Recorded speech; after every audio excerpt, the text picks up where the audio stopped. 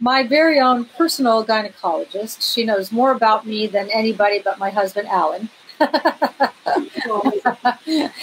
And I've interviewed Prudence in several of my books. She's an expert on bioidentical hormones, and everybody always wants to know who my gynecologist is. Well, here she is. For all of you to meet Dr. Prudence Hall. Hi there. Hi, Suzanne. You know, the thing about what's going on with this virus, which we're going to talk about in a minute, is that all of us are communicating this way through our laptops. And I watched a concert last night that was split screen, but everybody's having technical problems. So if we have technical problems, it's just because none of us are technical. These are not our job. This is not Prudence's job or my job. But one of the things that I wanted to talk to Prudence about, and we'll get in a little bit into bioidentical hormones, but I think right now, what's more important, what's on all our mind, we have no choice but to have this be on our mind, is this coronavirus. And none of us understand what's happening. None of us understand how it spread. And I think, Prudence, you've been kind of involved in this in the forefront. Tell me your thoughts about this. Okay. So absolutely, all of my patients are calling, they're concerned. There's a level of anxiety that I've never felt in this patient population that I'm taking care of. And I've really thought about, why is there so much anxiety? Because, lots of diseases are causing morbidity and mortality every day. And I think what's happened is that humans have an enormous ability to predict the future. And what we're hearing on TV are, and from really trusted sources, are all the experts are disagreeing on, where it came from, how long does it last, right. Isolate book. And it's also, things that are so basic to our survival. Join the herd, group together. That's what's going to save us. Well, here we're being told, separate, get in the herd, isolate. So, our minds are kind of not being able to predict things. And one of my friends is a mathematical, theoretical probabilist. So what they do is they predict the future. And he said, we cannot predict this at this point. He said, I have private predictions, but we don't have enough input. Humans haven't had an experience with this virus yet. And herd immunity, meaning we're not going to have these terrible outbreaks, is when 70% of the population has been exposed and has actually had an experience with the virus. Well, we have 0.1 to 0.3% of our population. Yikes.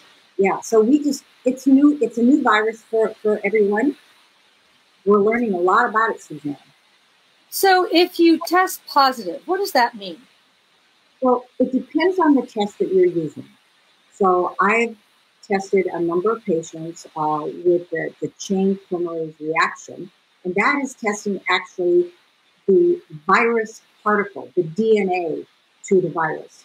And what I'm finding with that is it's being done privately now because the health department is overwhelmed with very critical cases. So people who have mild cases absolutely are not being allowed to test themselves.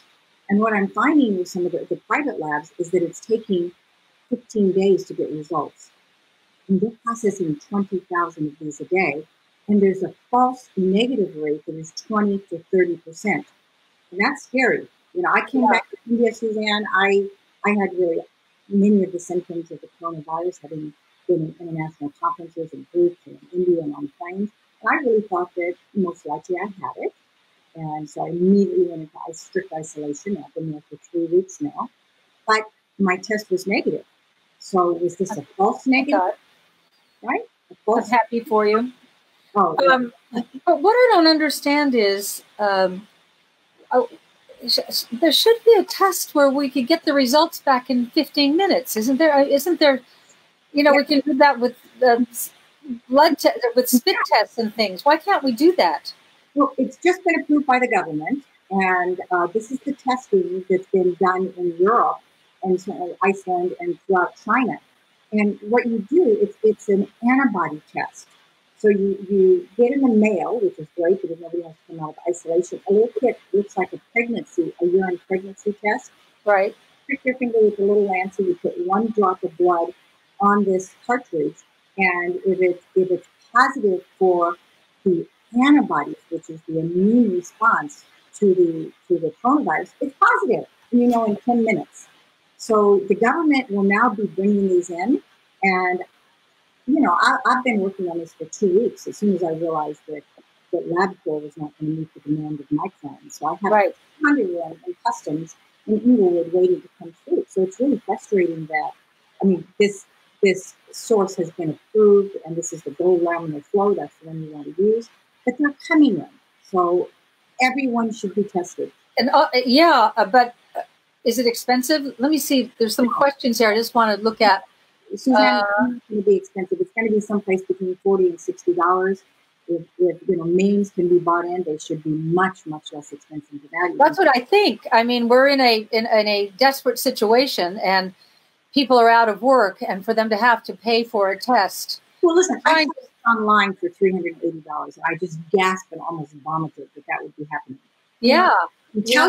Every single person in Telluride received this kit for free from the city, and that would be great if we all got the kit free. But they won't be expensive. They'll be about someplace between $30 and maybe $50, $60 max. Well, that in terms of saving your life, that's worth it. But I think I keep saying this. You always have to look for the good, Prudence, and I know that that's how you think.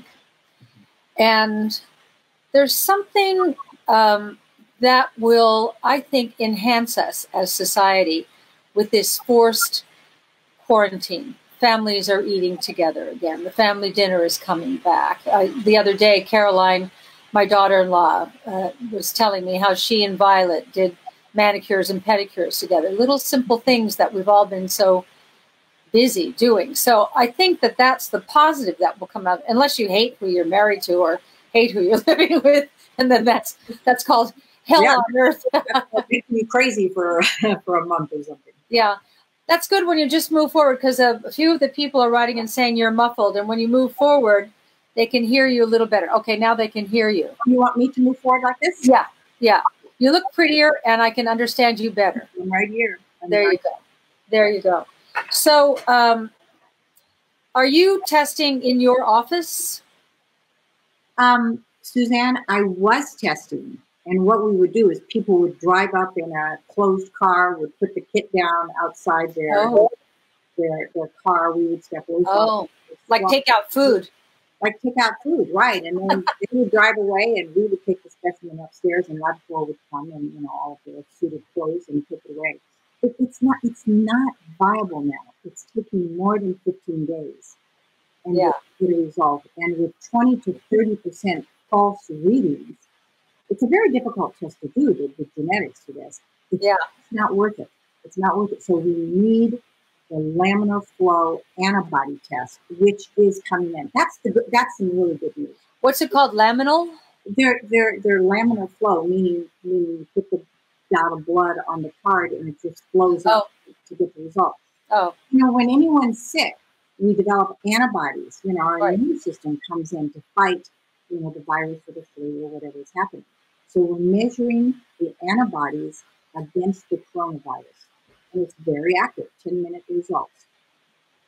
So why do we need to test then? We either feel good or we don't. And we're quarantined. I'm playing devil's advocate here. So, great question. Yeah, why? Well, Suzanne, first of all, and I want to talk a little bit about my patients who tested positive too, but a lot of people really are asymptomatic. And the time that this virus is the most infective is before you actually have symptoms. So with the SARS virus before, you would develop a huge fever, and then that's when you could spread the disease. This RNA virus is different in that it's highly, highly infective in the first 3 to 5 days before you break out with symptoms. Before you break out. I didn't realize that. Well, yeah. So there's studies of people, one person walking across an emergency room, not coughing, feeling very well, and they infected 19 people. Oh, wow. So, wow. It's highly, highly infective. And it's hard to know, I'm isolated, but when the groceries arrive, who touched the groceries? Okay, this is an important thing. So you can order the groceries online, and the Postmates are delivering now from, and Instacart. And, if we know what our status is in terms of our testing, people who have an immunity to the virus, and the immunity should last for hopefully 1 year. It's not going to last for life like with measles, but for 1 year. Then those people can go to the grocery store and they're not going to infect people and they're not going to get infected. I would still say to wear a mask, but they could become a massive delivery, going to the grocery store and delivering people, the food they need if Postmates or Instacart is not available. Maybe they need to issue badges. I survived the virus and I'm not contagious. This is a great idea. It is. I mean, now we're suspicious of everybody. Everybody outside of ourselves is the assassin. And, a lot of people really don't have symptoms, Suzanne. Well, here's a woman who's asking right now, Terry Maureen Essen. Is there a test to tell if you've had it already and recovered? Well, when you've recovered, you will not have positive IgG in your blood. Okay. So you will not have IgM, like in mommy, in your blood. IgM is the first wave of the antibody that comes in, and that means you have an active disease. And as soon as the IgM passes, you will have IgG, that is your immune antibodies that confers really quite a bit of immunity for, now they're saying maybe up to a year, but not immunity for life. And what is the test that will determine IgG or IgM? It's the test. It's a 10-minute test where you put a drop of blood onto this thing that looks like a pregnancy test. Is that like a finger prick thing where you... Men are coming into the United States very, very quickly. So okay. If you get my 200, it doesn't matter. But really, it's important to test everyone. Here's an interesting question. Cindy Pomerleau, can we get it twice?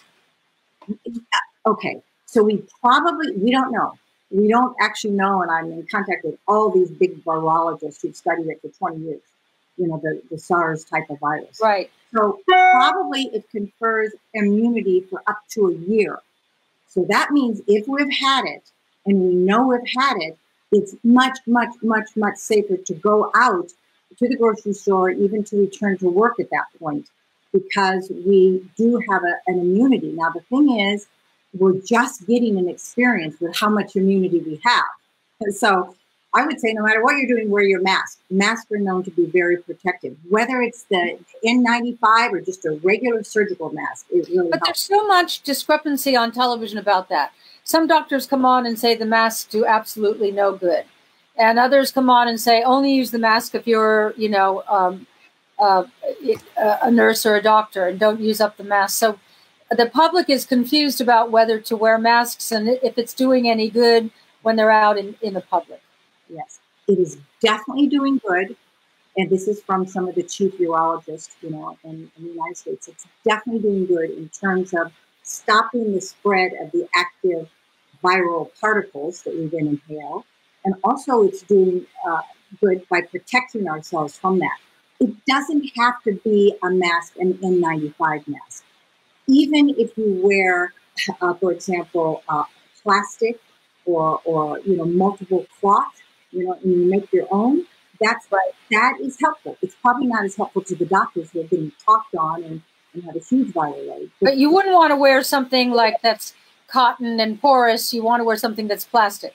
Absolutely. If you can. Like, could you make your own out of a Ziploc bag? I mean, feasibly?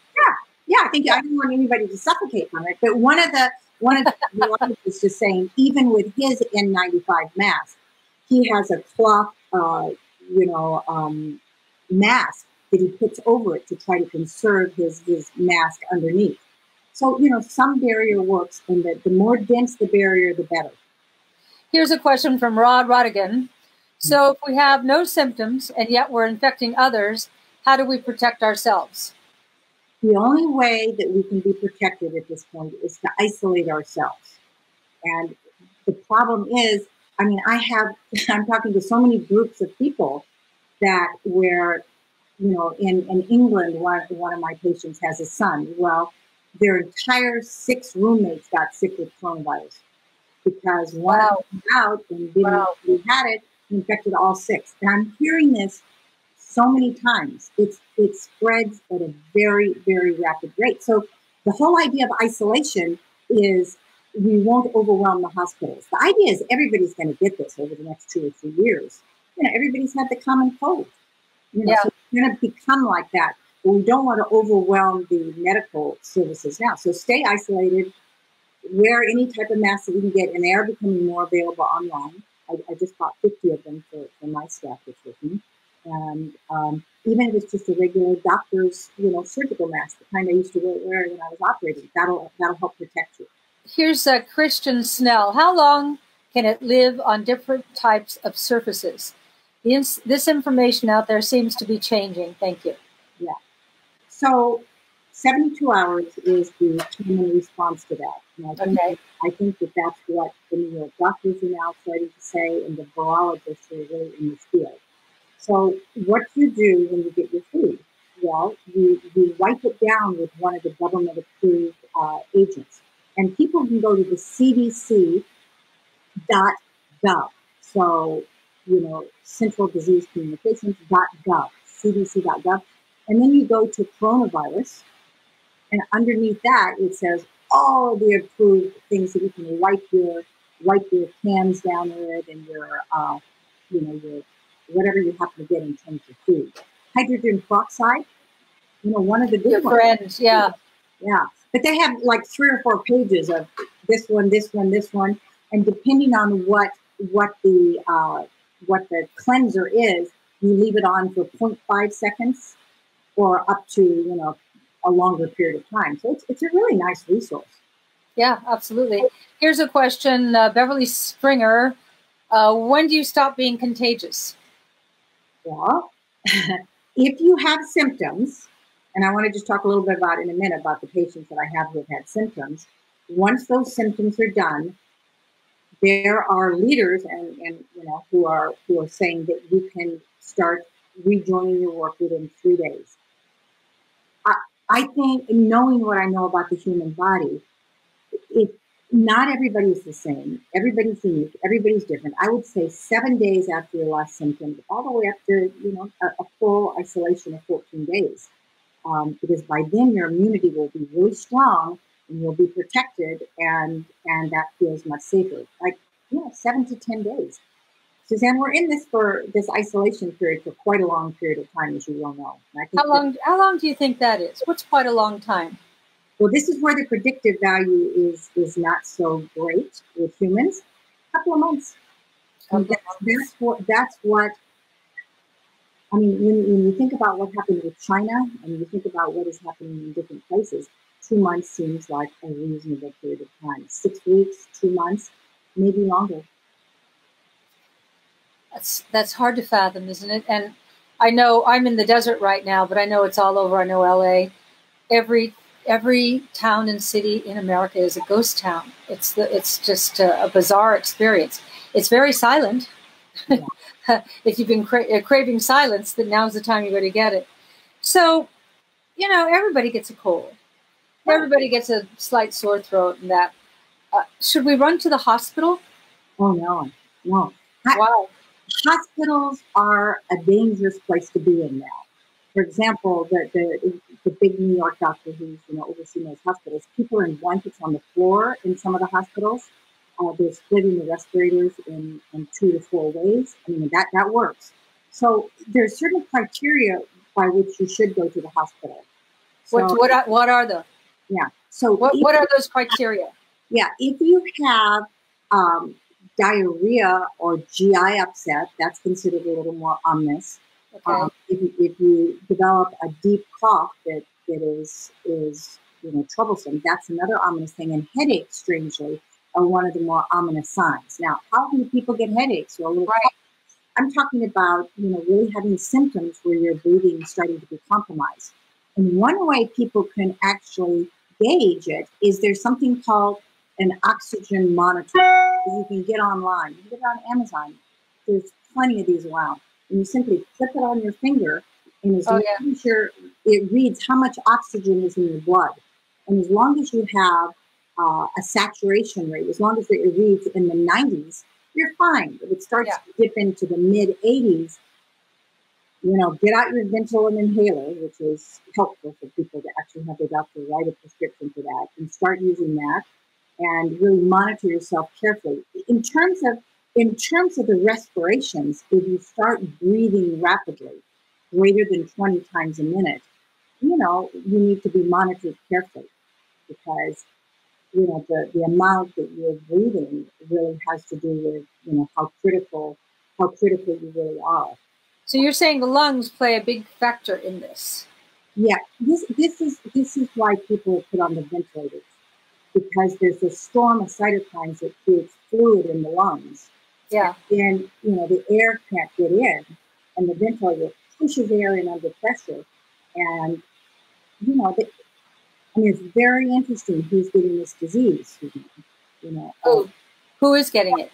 50% of people on ventilators are under the age of 50, between the age of 18 and 50. What's that about? They've got energy and they're active, or are they sitting in front of their computers too much? Well, I think this topic of how to stay well and be well, what does that really mean? Yeah. And I just want to throw out a little word here. We're not our chronological age. We're biological age. We're our emotional age. We're our spiritual age. So we have to look at all of those together. Move forward. Yeah. Okay. So we have to look at all of those together, in terms of really saying how old we are. Yeah. Yeah. I'm in agreement there. Yeah. And there are plenty of 50-year-olds who are smoking, who have sugar levels that are very high, who have low testosterone, and hormones, and what you've been advocating for so many years, so sincerely, and reporting really the benefits and the risk of these, and the benefits are so great. These people are being protected because hormones improve our immunity. So young people generally should have healthier hormones. That is, you and I both. We hope. Whenever I've spent time in New York in the last several years, and it's interesting that it's hit New York the hardest. There's a lot of people a lot younger than you and I who do not look healthy. Mm-hmm. And I'm wondering if it's about a lack of exercise or a lack of clean air or the amount of electromagnetic fields. When you look up on the top of buildings in New York City, those fake pine trees are multi on top of each building. They make the EMF, electromagnetic field towers, look like a tree, And they also have them in the elevators. We're getting bombarded all the time with these EMFs, and then with our cell phones, never far away, the electromagnetic radiation. So that has to degrade the immune system. Yeah. And how does someone detox to strengthen the immune system? What would you suggest? Well, we know a lot about detox in functional medicine. And the first thing you want to do is you want to change your gut. You want to change your digestion and what you're eating. So I'm a strong proponent of saying that grains and gluten really cause inflammation in the body. And we don't want to be inflamed because we can't, our immune system is strong and we won't fight off viruses. So really, limit dairy as much as you possibly can, or completely eliminate it. Eliminate gluten. Really keep the grains to a minimum. White rice or brown rice at this point, that's what a lot of people will be really eating a lot. So go ahead and do that. But really eliminate some of the real gluten sources. I just so screwed up this morning. You know what I made us for breakfast? What? You're a fabulous cook. I would come over. I was looking at I open the refrigerator. I stand there with one, like an ostrich staring, and I thought, I feel like chicken soup. So in my chicken soup was lots of vegetables, lots of chicken, but white rice. I made some lotus rice. Good. And I also sauteed the vegetables in olive oil and butter. So right there, I wasn't really building up my immune system because of the butter and the white rice, but sure was good. I would say that you were in the 95% hitting a home run with that breakfast. It was satisfying. Well, fabulous. Yeah. Yeah. I think it's about the regularity with the way you eat quality food. I always say if you had a Maserati, you'd never put inferior fuel into your Maserati. And then look at the crap that we put into our own bodies and then wonder why our immune systems aren't strong enough to withstand this. Like someone in our family has tested positive for the coronavirus, but she's been eating well since she was a little girl. And she exercises and dances. And although I worry about her as a carrier, I don't worry about her because I think that she has the kind of a structure that she can fight this. Am I right, or am I being naive? Oh, no, you're absolutely right. Yeah. You have had healthy habits, or even when you change them now, your ability to raise your immunity is tremendous. It responds very quickly. And, you know, this virus has a lot of ways into the human genome. It has a lot of access and a lot of different points in.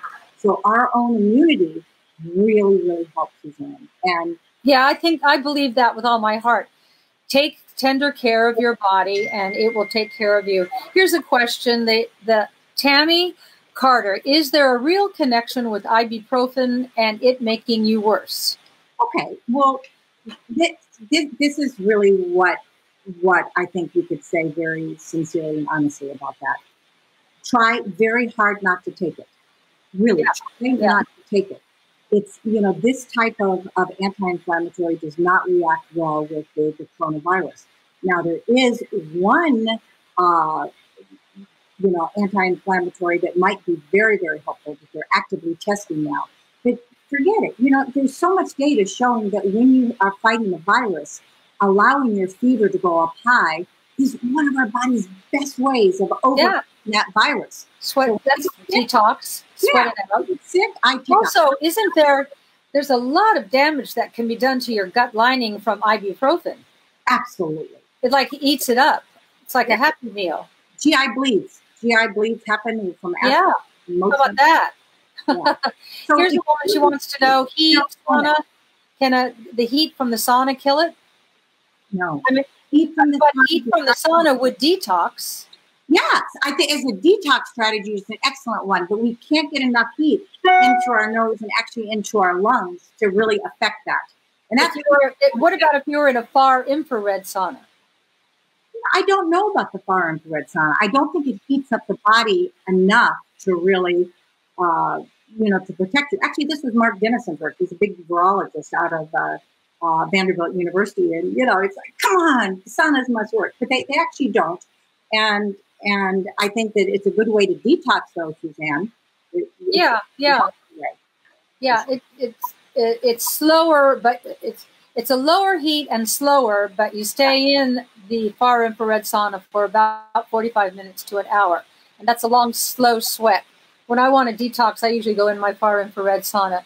Penny Marie Lumsen, what do you do if you suffer from mental health and you can't go anywhere and your illness becomes worse because you can't go anywhere?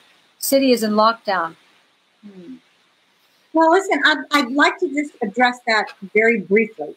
So, first of all, we can't go out and we can go in. You know, we can go into ourselves.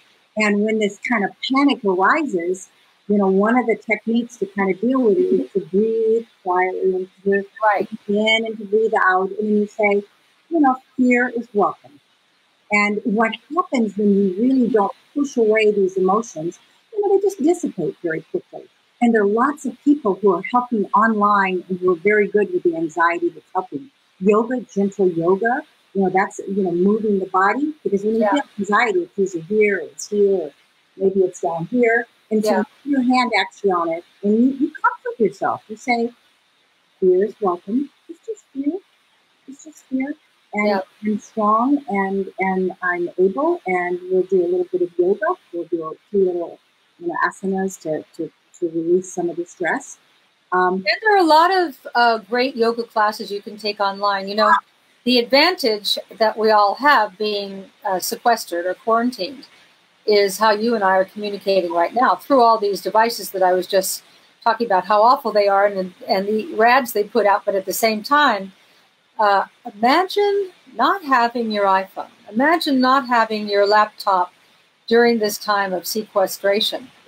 That That's a frightening thought. Yeah. But this way, you know, when I want to see my family, we FaceTime.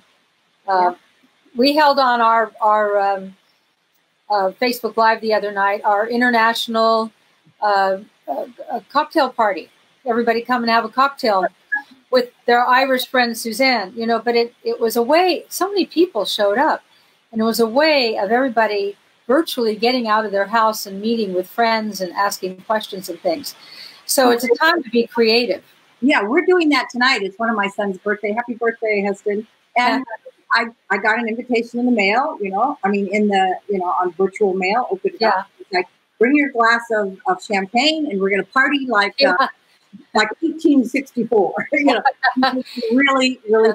And yeah, so people can go on Zoom and have, you know, whole family meetings, which is helpful. Yeah, you have to have young people, or at least 50 and under in your family, to know what Zoom is. I have 50-year-olds, so they tell me what it is. Angelica Ortega Felix, what supplements do you recommend for the immune system? Thank you.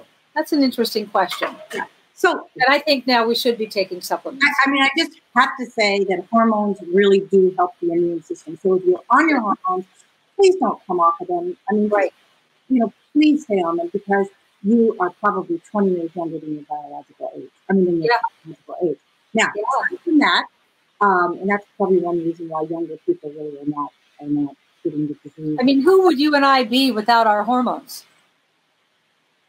I'm afraid to consider that. I've been on them 25 years. I'm afraid to even consider that. By the way, there's a great book out by one of my professors at USC, my alma mater for gynecology, and it's called Estrogen Matters.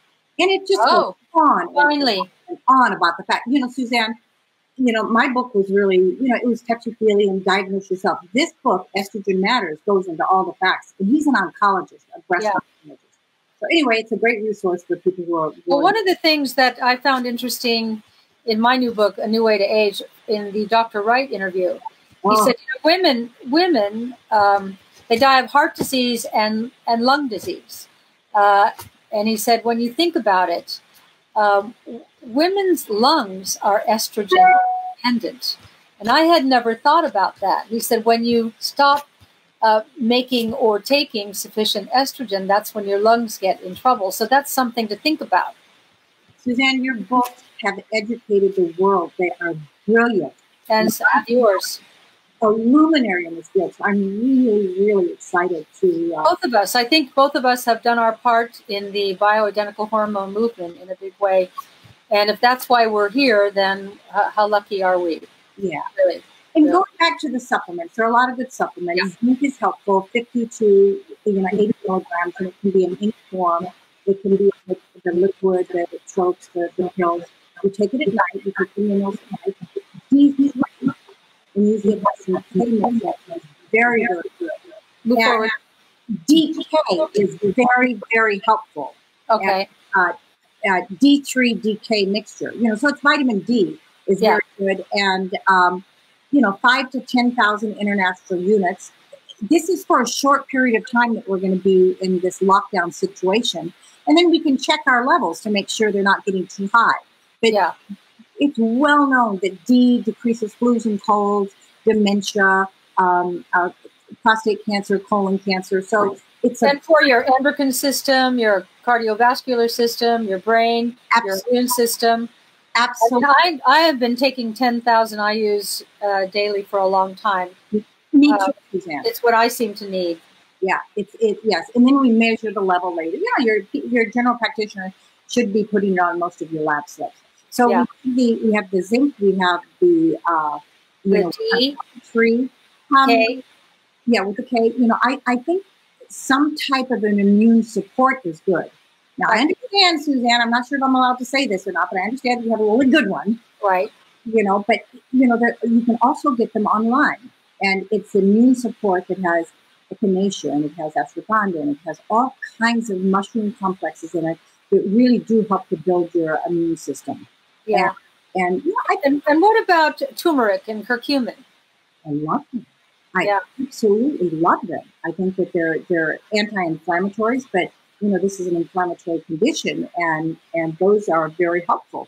You know, 750 milligrams of turmeric, and curcumin. These are very helpful things that that really, vitamin A, this is, now vitamin A is type D that can become toxic in the body, but taking 10 to 25,000 international units for a short period of time, like a month, does wonders to build your immune system. And I was reading a book the other day on curcumin, because those are the kind of books I read. I grew up reading novels, and now I read curcumin. I was interested to read that turmeric is the herb, but curcumin is the medicine inside the herb. How about that? Amazing. And the anti-inflammatory properties of curcumin are antiviral, antibacterial. It even builds up your interferon, your immune system, which is your cancer preventative component of your immune system. But if you're not eating right, and you're eating excitotoxins and those things that are going to create havoc in your GI tract, you're going to be in trouble, right? Yeah, you're going to be in trouble, because health begins in the GI tract. Well, I just want to add that, vitamin A should not be taken by pregnant women, and you don't take it for a long time. You take it for good advice, like a month, and if you think you might be pregnant, do not take it, because it is toxicity. Well, because it can have effects on the child that could, cause abnormalities in its gene expression. And why? And someone like me who's not pregnant, did you know that? Take it. I'm not pregnant. I just want you to know that. Suzanne, you can be pregnant any moment. I don't want you to ever see Alan again. But why would I not want to overtake vitamin A as a non-reproductive woman? Because it's like D, it's fat soluble. So it's rather than excreting it, eliminating it every day with water, it just goes out with urine and with your bowel movement. It's stored in the fat cells, so you can have an excessive level. But really, some vitamin A, you don't want to throw out the baby, with that. Right. Some vitamin A is very, very good for your immune system. And melatonin. Oh my God. Melatonin. I couldn't live without melatonin. I mean, I take it every night before I go to bed. I take melatonin with zinc before I go to bed, and it's like, yeah. You're never going to get the corona, Suzanne. I'm not. Because I haven't left my house. Sharon Hall Faree, what about elderberry for the immune boost? This is a great supplement. I like it. I mean, I have my own elderberry here, and it's wonderful for lung symptoms. So if people develop a cough, it specifically is targeting the cough, and it is really, really helpful for that. Wow. Well, if the coronavirus affects the lungs, then that seems to me like a great supplement to take. It's a wonderful. I have a very smart constituency. You do. Yeah, the questions are great. You've educated them for years. As you. Although I'm not a doctor. You went to medical school.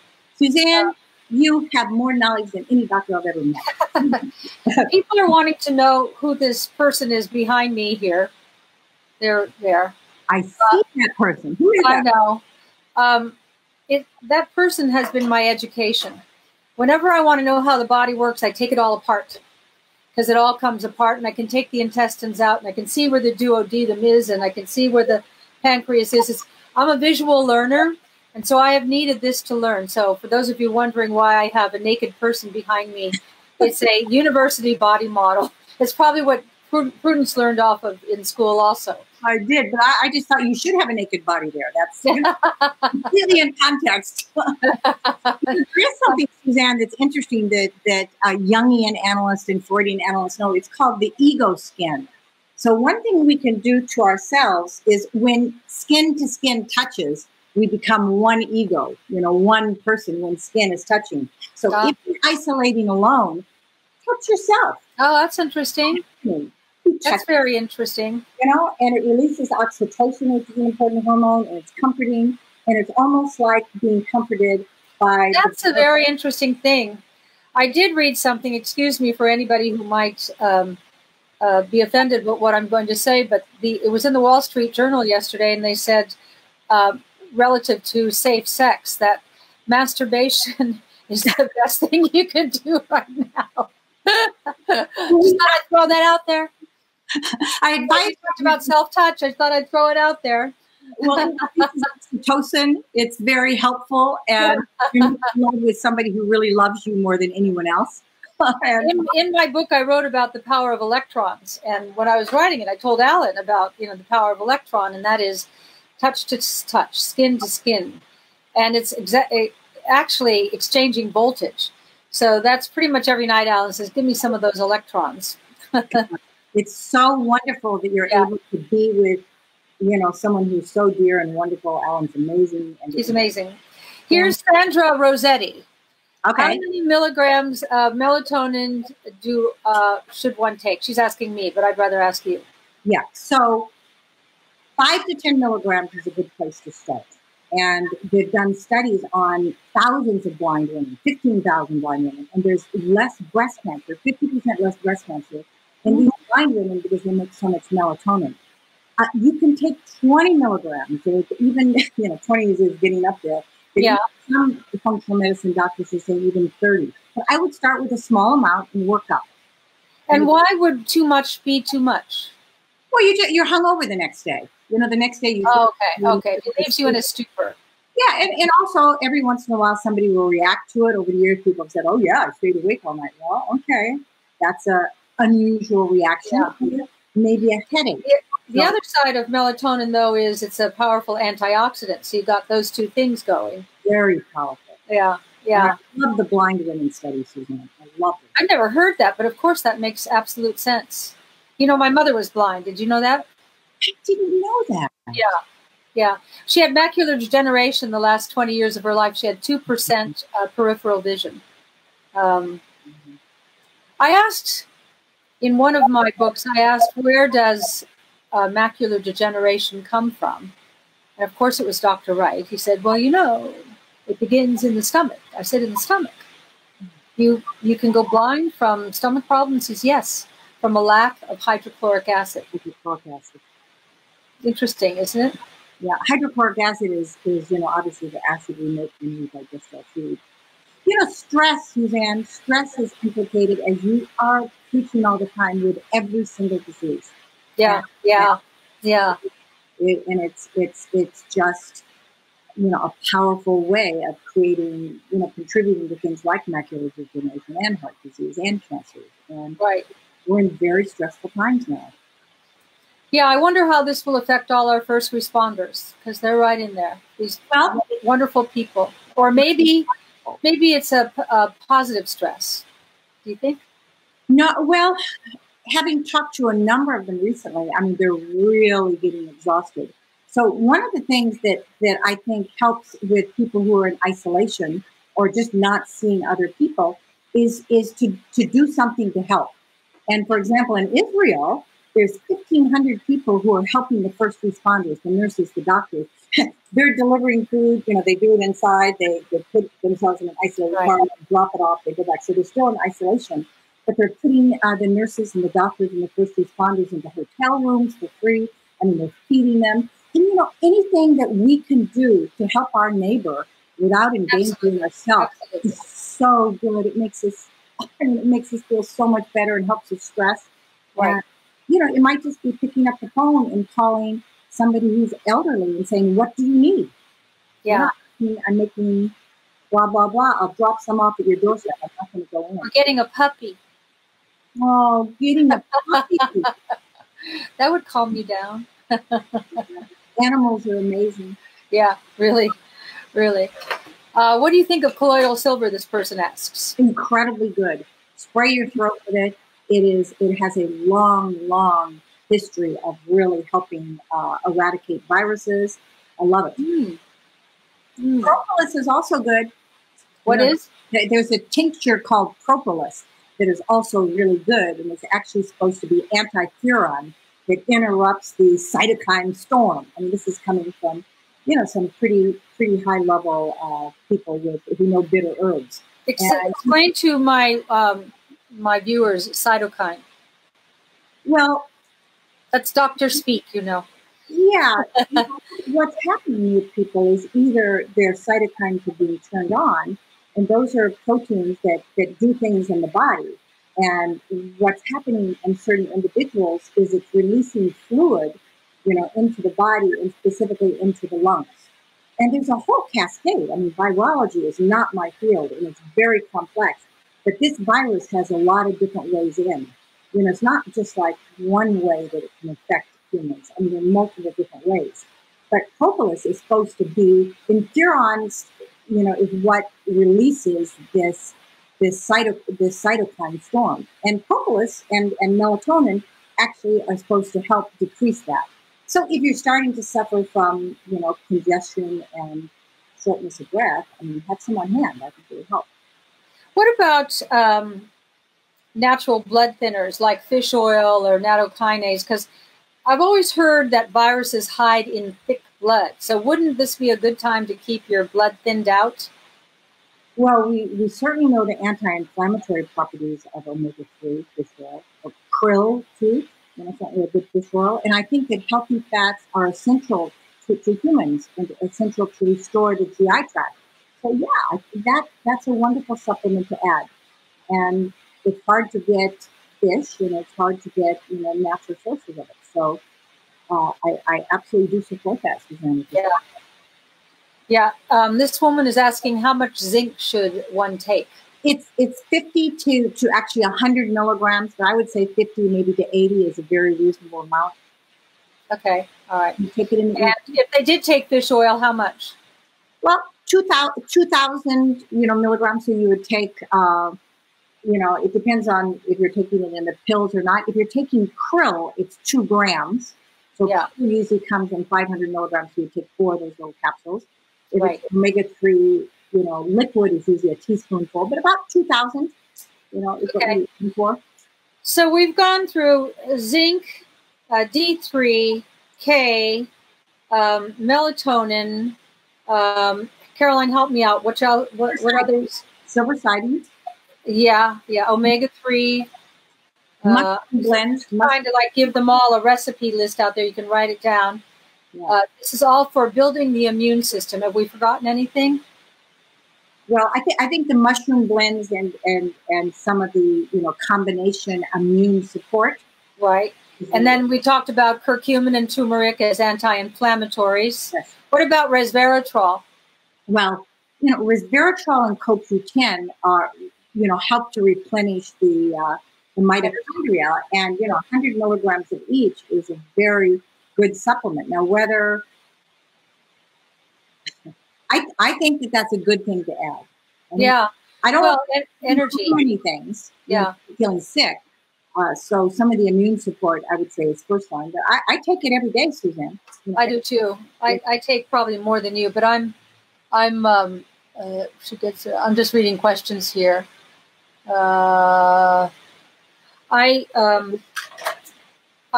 tend to go to the far end of everything just because it's the world I live in. I'm always writing about it, and I think, well, that sounds good. And then after I read the curcumin book, it's like, well, if 350 is great, how about 2 of them? Well, I think 750 milligrams is a pretty standard, medicine dose for curcumin. Yeah. I never found you to be in any way obsessive. I have not seen that at all. By the way, I just want to mention that NAC, N-acetylcysteine, is a way to build glutathione. And someone just asked about glutathione. Well, glutathione is our natural antioxidant in the body. So it's, having our own antioxidant in the body really helps to build immunity to fight off viruses. And NAC is, the direct precursor to glutathione. So we should add that to our list. I also, if I'm going to drink tequila, here's my tequila recipe.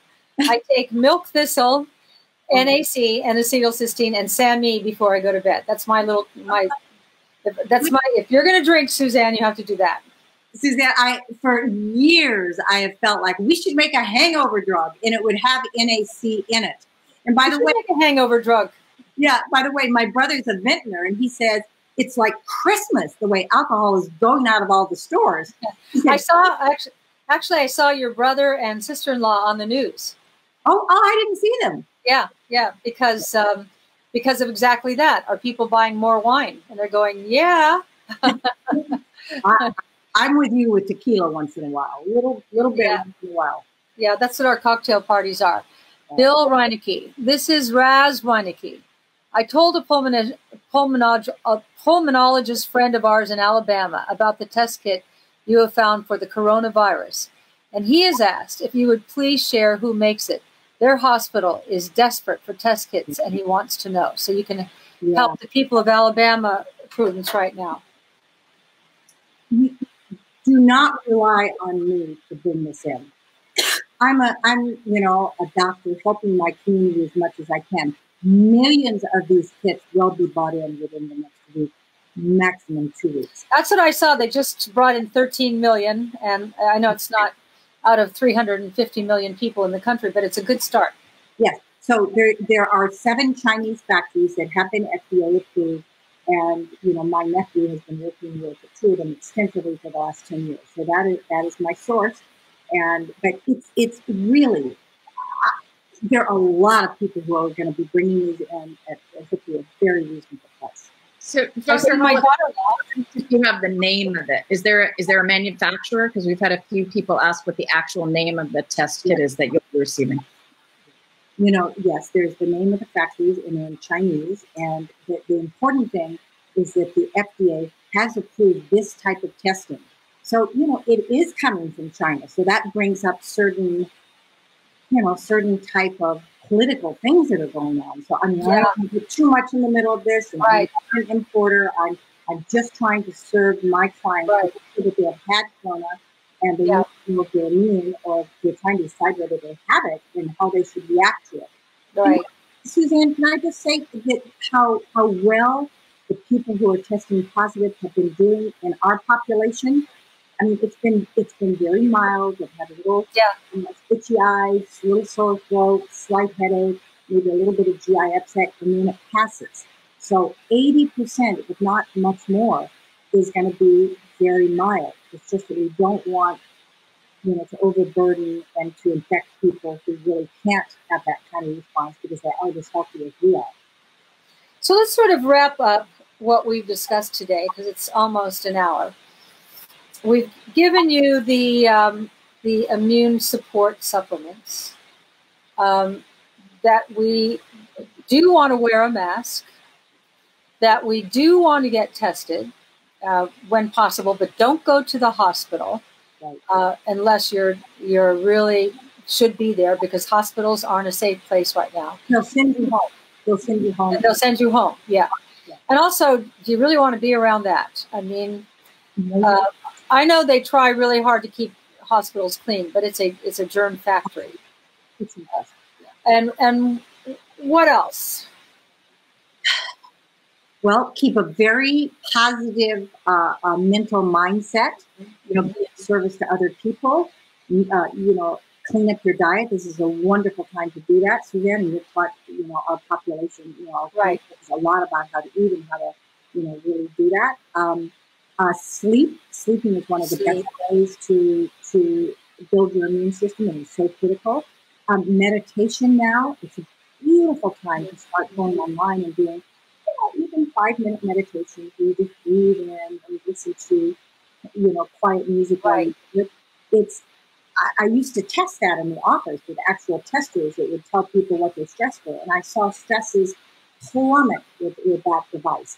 So it's proven that meditation works and just breathing works. Absolutely. I'm a big believer. And then also, I think, for those of you who come to my site, you're very savvy relative to bioidentical hormones. And what Prudence was saying earlier, as a gynecologist who dispenses bioidentical hormones, that it's more important than ever right now to keep the body in balance, keep the GI tract in balance, keep the hormonal system in balance, because that's when we are at our wellest, we are hormonally balanced, right, Prudence? Yes, and we are biologically much younger than our chronological age. I think the big message, which everyone is saying, is isolate. Isolate. Yeah. Really, love yourself, love your neighbor, love, love in your heart is a huge supporter of the immune system. I agree. Now, Suzanne, that's part of your message, how important love is, and to really communicate with the people who are going to support you and be there for you. Right. What a time for heroes. What a time for heroes right now. Yeah. And they're out there and we're watching them when we turn on the news. Not too much. I'm a news junkie and I've really cut way back. Yeah. But when I turn it on and I see these, the first responders, and I see the nurses and doctors, and they're right there. And they know every day there's dipping their fingers into a hot pot, and they do it anyway. God bless them. And God bless you, Prudence. Keep taking such good care of so many people. And I hate to tell you she's my gynecologist, because then I'll never be able to get an appointment, but she's a great... I think that a lot of doctors are now doing visits from their home and video, and that's a good way to check in. Are you doing like Skype visits and things like that? Yes, using FaceTime or phone. And that's fabulous. Well, I think that a lot of doctors are now doing that. And there are a lot of people offering emotional support that way too. Psychiatrists have turned to phone consults, and a lot of social workers are doing that. As clearly, teachers are going online and teaching. Yeah. So it's a new world. And Suzanne, I think it will change the world. The world is ready to be changed. Women's leadership is prime now. We are the light. We are the ones. And you are the one. I just love you, and I love everything you've done for women. Thank you. And vice versa. Keep shining. Vice versa. Yeah. All right. Well, thank you very much, Prudence, and you keep doing what you're doing. You're a great doctor, and I love you dearly. Thank you. And I hope you all enjoyed this conversation with Dr. Prudence Hall in Santa Monica, California. Bye-bye. Bye.